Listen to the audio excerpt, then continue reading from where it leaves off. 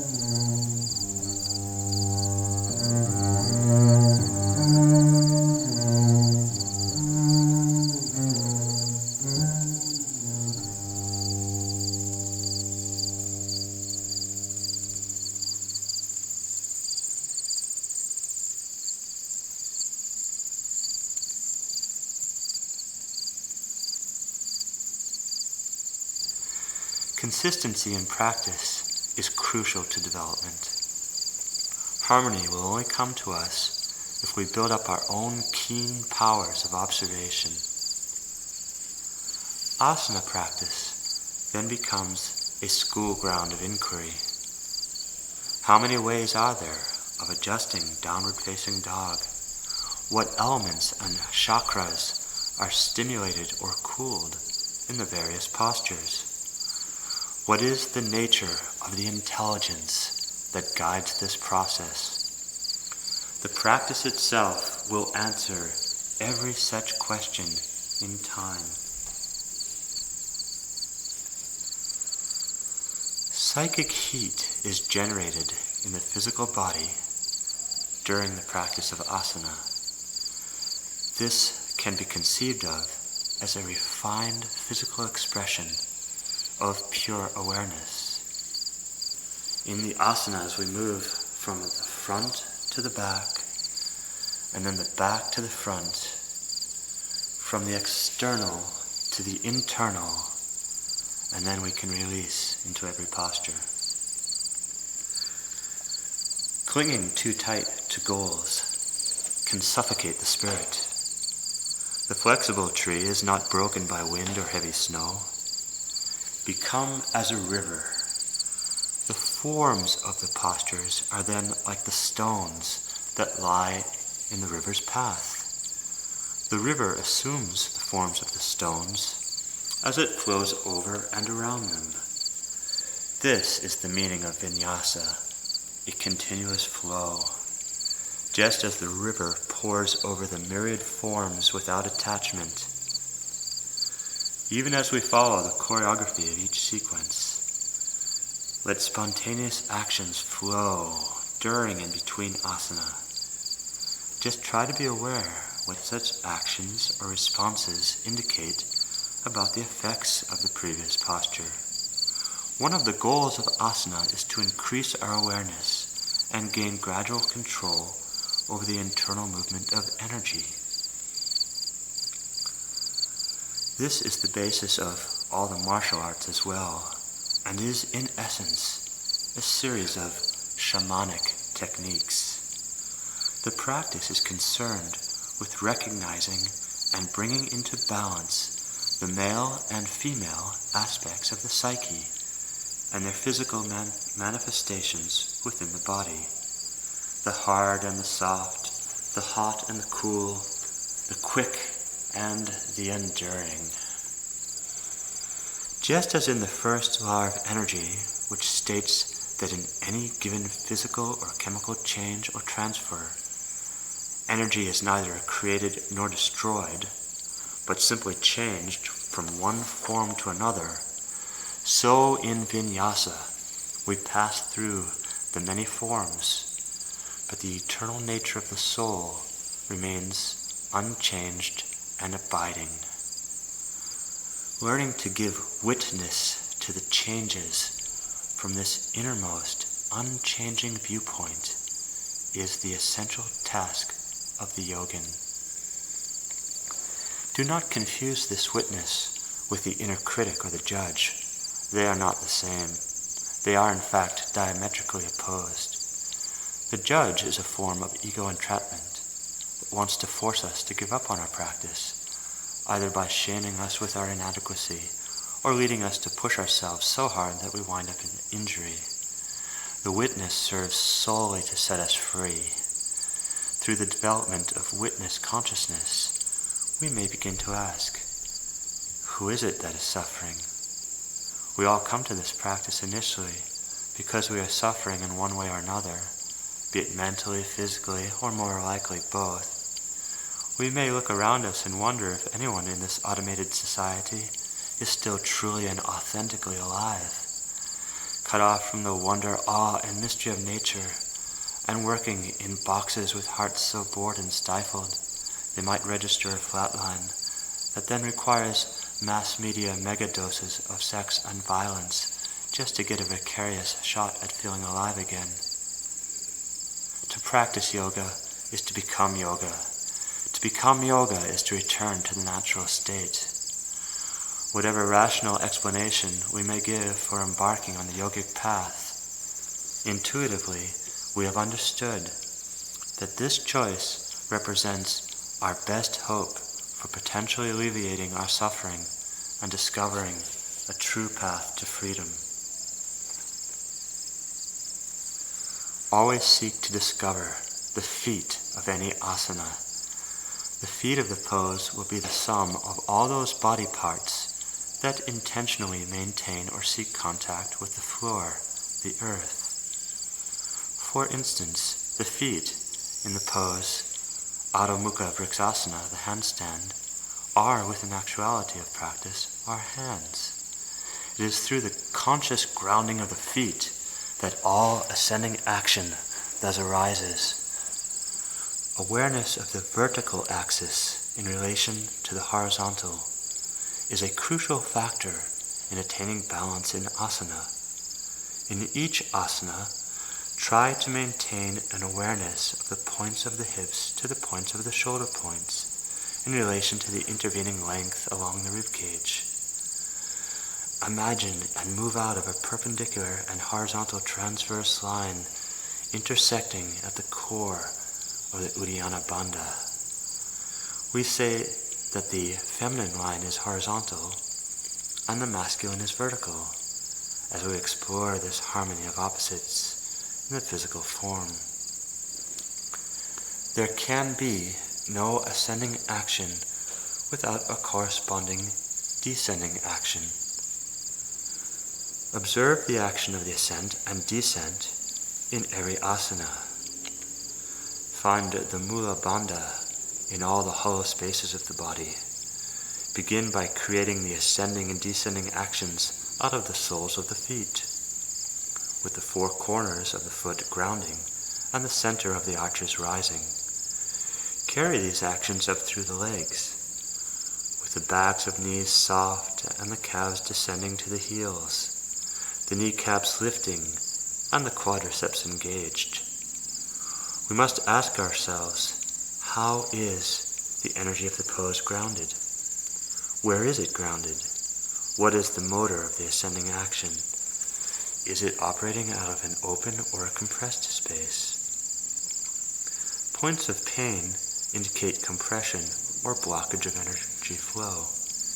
Try to adjust by focusing above or below the point of pain.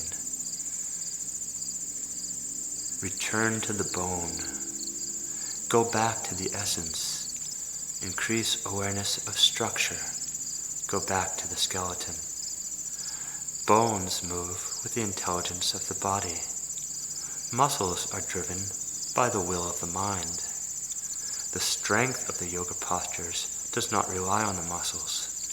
It is founded on the alignment of the bones.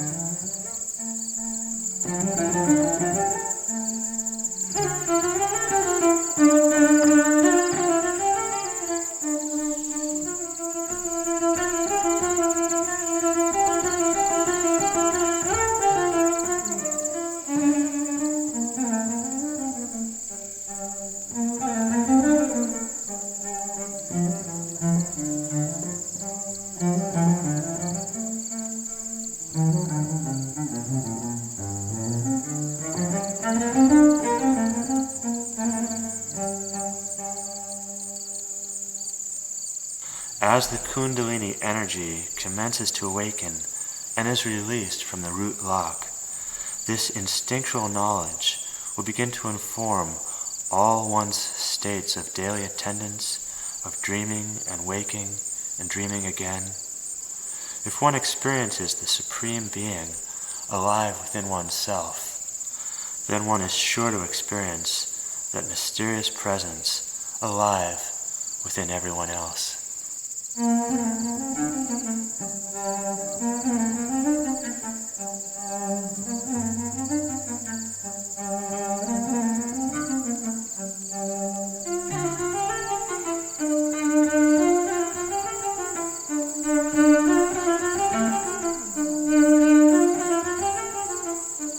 Collectively, the development of intent gives rise to a cultural evolution towards enlightenment. This process enjoins us in the cultivation of sensibilities that carry us beyond the belief systems of specific religions, to embrace an expansive field of human possibility in solidarity with all living beings upon the planet and within this cosmos.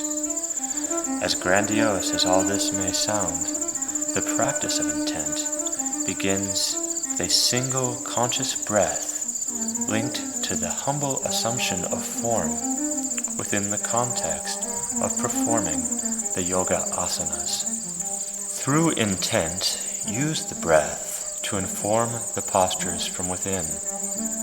Energetically extend the breath beyond the physical confines of your lung capacity, till it seeps into every cavity of the body and extends to the tip of each extremity.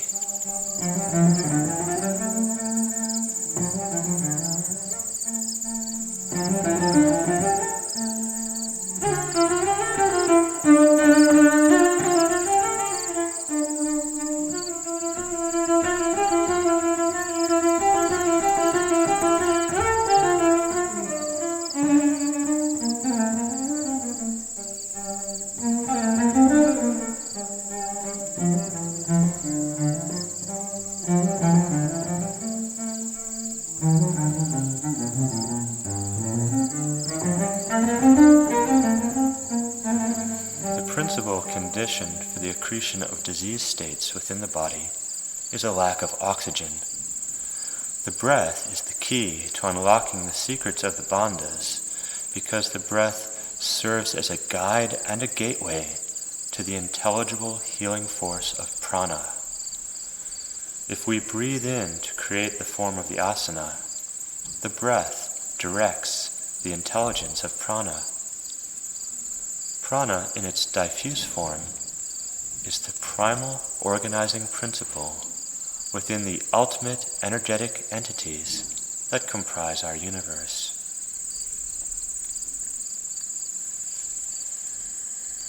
At first, we might sense that prana is identical to the intrinsic life force within every living being. Eventually, we may come to feel that prana is in fact identical to Ishvara, the all-pervading, extrinsic universal power, the Supreme Being. After many years of practice, we may simply conclude that we ourselves are nothing other than prana. The essence of the elements of our earthly plane are contained within this prana. We can think of this as being the spirits of rock, wood, water, sky, cloud, fire, distilled and available to the attentive seeker through the very air we breathe. These 5 elements correspond to the experience of the 5 bodily senses. Yogic theory posits that it is the primary perceptive activity of the senses that in turn gives rise to the 5 elements. In our practice, these 5 elements are progressively purified through a process of distillation as the Shakti power, the Kundalini energy, ascends through the chakra system. the earth element of the Muladhara chakra is dissolved into the water element